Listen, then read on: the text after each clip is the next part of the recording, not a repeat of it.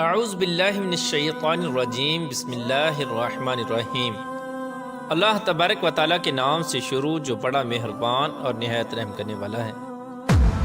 ایک ایسی قوم جس پر اللہ تبارک و تعالیٰ نے اپنا دردناک عذاب نازل فرمایا اور اس قوم کے تمام لوگوں کو بندر بنا دیا۔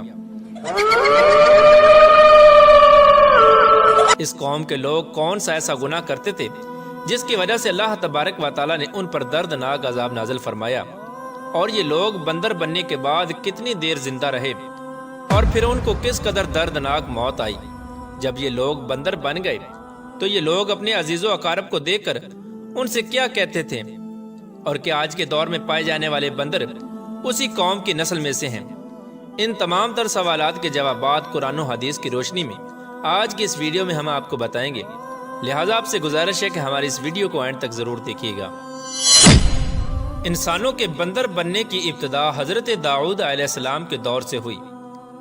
اس واقعے کا پس منظر کچھ یوں ہے۔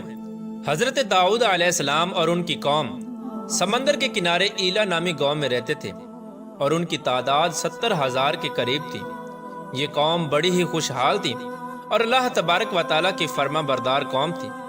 اس قوم کو اللہ تبارک و تعالیٰ نے بے شمار نعمتوں سے نوازا تھا۔ ہر طرف سرسبز و شاداب باغات اور ہر طرف ہریالی ہی ہریالی تھی، اور اللہ تبارک و تعالیٰ کی بے پناہ کرم نوازی تھی۔ یہ لوگ اپنی اس زندگی میں بہت ہی خوش تھے۔ حضرت داؤد علیہ السلام کی قوم چونکہ سمندر کے کنارے رہتی تھی